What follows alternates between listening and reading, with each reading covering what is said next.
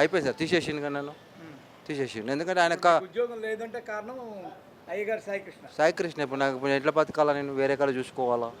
ఇప్పుడు ఒక నెల అయిపోయింది, నాకు ఫుడ్కు లేదు, దేనికి లేదు. ఓకే. ఇప్పుడు ఇంకా నాకు పైసలు ఇచ్చేది ఉంది ఆయన. ఆ. ఇప్పుడు ఎవరు ఇస్తారు దీంట్లో? ఎవరు ఇక్కడ ఎందుకున్నారు మీరు తీసేసిన ఉద్యోగం? అదే అడగడానికి వచ్చిన నేను వీళ్ళని, ఓకే, ఓకే. డబ్బులు అడగడానికి వచ్చిన ఓకే. వీళ్ళని. ఆ. ఇవ్వాలి అతను, డబ్బులు ఇచ్చేది ఉన్నది నాకు. ఓకే. అయితే ప్రవర్తన బాగుండదు సార్, ఎందుకంటే గమనించిన గమనించారు కదా. ప్రవర్తన బాగుండదు. టక్కున టక్క పిచ్చిగా మాట్లాడేస్తాం. ఒక బ్రాహ్మణ్ ముసుగుల అతను చేసేది అక్రమంగా, మంచి అన్యాయం, అది చాలా అన్యాయం, చాలా అన్యాయం. ఇంకొకటి ట్రస్ట్ పైసలు వస్తాయి, ఆ ట్రస్ట్ కాడ గల్ల ఒక సీసీ కెమెరా లేదు, ఏం లేదు. సీసీ కెమెరా ఉండాలి, అలా ఎన్ని వస్తున్నాయి కూడా తెలియదు.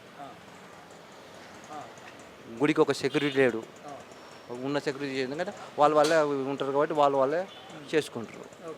ఎన్ని వస్తున్నాయి, ఏం చేస్తున్నారు అంతే. అంతేగాని ఆయన ప్రధాన పూజారి కాదు. ప్రధాన పూజారి కాదండి. ఓకే. ఈ బొడ్డు ఆయనేమి పెద్ద ప్రతిష్ఠించాలి. ఇప్పుడు లోకల్ వ్యక్తి ఉన్న చెప్తాను కదా, ఇతను ప్రిపేరింగ్ ఇక్కడనే అతనికి ఐడియా ఉంది. నలుగురు పంతులతో పాటు పూజారితో పాటు అతను వచ్చాడు అంతే. సార్ ఇక్కడ యాక్చువల్గా అక్కడ ప్రతిష్ట కూడా ఆయన లేడు.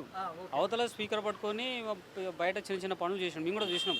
ఆల్రెడీ వీడియో అవన్నీ ఉన్నాయి కదా, వీడియోలు ఉన్నాయి కదా. మేము కంటిన్యూషన్ మొదటి 4-5 డేస్ నుంచి చూస్తున్నాను. ఆయన అయితే ఈ ప్రతిష్టలో ఏం పాల్గొనలే వాస్తవానికి. మరి ఇప్పుడు ఈ ప్రతిష్టని అమావాస్య లోపల సంప్రోక్షణ చేయాలి, అది ఇదని మాట్లాడుకుంటారు. సరే, వాస్తవం చెప్పాలంటే ఇక ఇంత చేసి మనము మన హిందూ సంప్రదాయ ప్రకారంగా చేసినా బాగుంటుంది. సంప్రోక్షణ చేయాలి. తెలిసింది, తెలవక ముందు అంటే అవును తెలిసింది కాబట్టి చేసినా మనకే మంచిది. అసలు ఈ బొడ్రాయి చరిత్ర ఏంది, ఎన్నేళ్ళది ఇది? ఇది 100 సంవత్సరాలు దాటిపోయింది. చిన్నగా ఉంటే తీశారంట, మరి పెద్దగా చేశారు. పెద్ద చేసింది. ఆ బొడ్రాయి దీనిలో ఇప్పుడు ఆయన ఉండడంతో అక్కడ మీరు సంప్రోక్షణ చేస్తున్నారు. సంప్రోక్షణ చేసి విచారించుకుంటారు, అంతేగాని చెయ్యలేదు. ఆయన ఏం చెయ్యలేదు. ఆయన ఏం ఈ ప్రాంగణంలో ఉన్నాడు కాబట్టి చేస్తే మంచిది అనేది అంతే. పెద్దలు ఆలోచిస్తారు. చాలా మంది అనడం ఏంటంటే, ఒక హత్య చేసిన చేతులతో ఉన్న ఒక పూజారి ఇక్కడ మాకు బొడ్రాయి లాంటివి చేయడంతో పదే పదే ఆ బొడ్రాయిని చూస్తేనే ఆయన గుర్తుకొచ్చేటట్టు మా పరిస్థితి అని చెప్పి బాధపడుతున్నారు. అది తెలియదు కదా, ఆ మాట తెలియదు. అది స్థానికులు ఒక కుర్రోడు ఇట్లా బాధపడ్డాడు. వాస్తవానికి లేదు సార్, మేము అడిగితే ఒక కుర్రాడిని ఇట్లా చెప్పాడు. చెప్పండి, మీరు ఇప్పుడు ఆ కుర్రాడిని తీసుకురమ్మన్నారు. వాస్తవానికి అందరి అభిప్రాయం తీసుకోవాలి. ఒక్కరి అది బొడ్రాయి కాబట్టి అంతా మన ఈ సరూనగర్ గ్రామానికి సంబంధించింది కాబట్టి అందరి అభిప్రాయాలు తీసుకోవడమే ఒక పద్ధతి. అంటే ఒకరితోనే అనేది కాదు. ఇప్పుడు మన ఇష్ట ప్రకారం చేయదు, అందరి అభిప్రాయాలు తీసుకోవాలి. చాలామంది కూడా కొంతమంది సంరక్షణ చేయాలి. ఎందుకంటే ఆయన ఆల్రెడీ అది చేసి వచ్చి ఇక్కడనే ఉన్నాడు కాబట్టి, ఆ డేట్ ప్రకారం ఆయన ఒప్పుకున్నాడు కాబట్టి చేస్తే మంచిది. గ్రామ పెద్ద తోడు ఇక్కడ ఈయన స్థానికంగా ఉన్న బంగారు మైసమ్మ గుళ్ళో కూడా ప్రధాన పూజారి కావడం వల్ల అక్కడ ఇక్కడ 2 చోట్ల చేయాలి అని బాధపడుతున్నారు. చాలా మంది అదే చేసిన మంచిది. బొడ్రాయి కాడికి వచ్చి నిల్చున్నాడు ఆయన. నిల్చున్నందుకు ఇక్కడికి వచ్చాడు కాబట్టి ఇక్కడ పునర్ప్రతిష్ఠించి పూజలు చేద్దామని పెద్దలు డిసైడ్ చేశారు. అంతేగాని ఆయన ఈ బొడ్రాయి కాడికి వచ్చి ఏం పూజలు చేయలేదు, ఏమీ లేదు అలాంటిది. ఆయన వేద పండితుడు కూడా కాదు. ఇక్కడ బొడ్రాయి స్థాపించినప్పుడు వేద పండితులను విజయవాడ నుంచి బయట నుంచి పిలిపించారు. అంతేగాని ఆయన ఇక్కడ ఏం పూజలు చేసింది లేదు, ఏమీ లేదు. మరి ఆయన ఎందుకు వచ్చినట్టు? అరే లోకల్లో ఉన్నప్పుడు రాడా సార్, ఒక పంతులు పూజారి ఉన్నప్పుడు. ఇప్పుడు మీరు ఎందుకు వచ్చాడని అడుగుతా. అడగా సార్, పిలవని పేరంటే కొందరు రారు, మీరు పిలిచే ఉంటారు కదా సార్. ఇప్పుడు పూజారి సార్, ఇప్పుడు ఈ బొడ్రాయి నుంచి బంగారు మైసమ్మ గుడి ఎంత దూరం ఉంది? ఎంతనో మీరు చెప్పండి, ఎంత దూరం? అవునవును, తక్కువే. పక్కనే 2 అడుగులు వేస్తే వచ్చేదానికి ఇక్కడ ప్రోగ్రామ్ అవుతుందంటే ఒక పంతులు రాడా? అంటే మీరు పిలవలేదు? మేము పిలిచేది ఏం లేదు సార్, బ్రాహ్మణులు కాబట్టి. ఇప్పుడు ఒక పూజారితో ఒక పూజారికి వాళ్ళ రిలేషన్ ఎలా ఉంటుందో ఆ పూజారులను చూసి ఇట్లా వచ్చాడేమో, అంతేగాని ఈ ఆయన వచ్చి ఇక్కడ ప్రత్యేక పూజలు ఏమీ చేయలేదు, ఆయన ఏమీ లేదు, ఏమీ లేదు. కానీ కాకపోతే ఇక్కడ వచ్చి నిల్చున్నాడు కాబట్టి గ్రామ పెద్దలంతా డిసైడ్ చేసి మళ్ళీ పునఃప్రతిష్ఠించి కొంచెం హోమాలు అవన్నీ చేద్దామని డిసైడ్ అయ్యి. పునఃప్రతిష్ఠ అంటే మళ్ళీ పనికి పని అవుతుంది.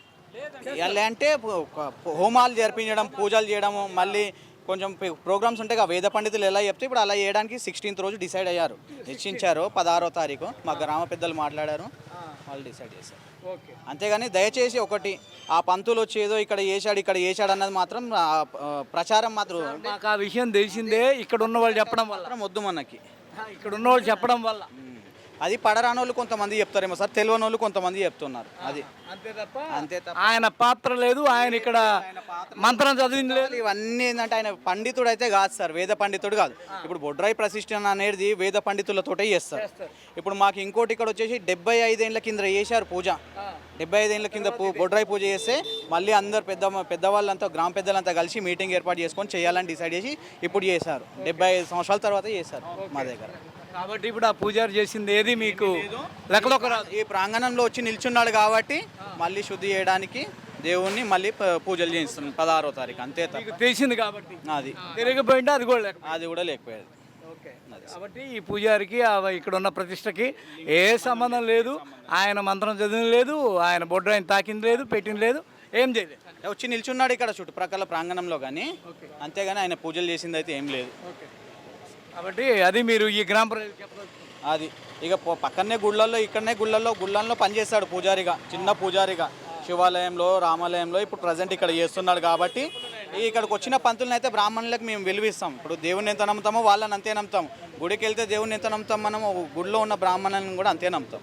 ఒక సామాన్యురాలైన భక్తురాలుగా ఆమె వెళ్ళినప్పుడు ఆమెను ఈ విధంగా చెరబట్టడము ఇవన్నీ మీరు సాటి భక్తులకు కానీ మీ ఇంటి ఆడపడుచులకు కానీ ఏం చెప్తారు?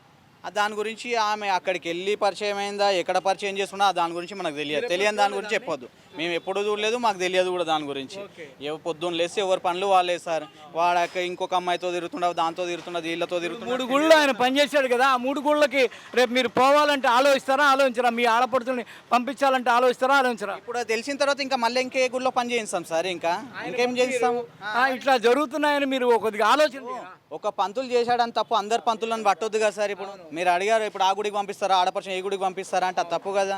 ఇప్పుడు చేశాడు, తప్పు తెలిసింది, వాడిని ఇక్కడ ఎందుకు ఉంచుతారు? ఇక గుడిలో ఇప్పుడు వానికి జీవిత ఖైదు పడితే జైల్లో ఉంటాడు, వాడిని ఇక్కడ ఎందుకు రానిస్తారు? మరి ఆయన ఫ్యామిలీ దెబ్బతినడము, ఈ అప్సర మృతురాలి ఫ్యామిలీ దెబ్బతినడం, దాని మీద మీరు ఏమన్నా చర్య తీసుకుంటారా గ్రామస్తులు?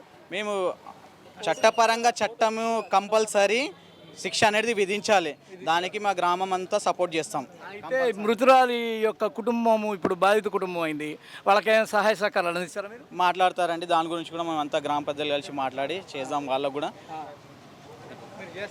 ఏదైనా సాయం చేస్తారు. ఇప్పుడు ఈ కమిటీ ఉంటుంది,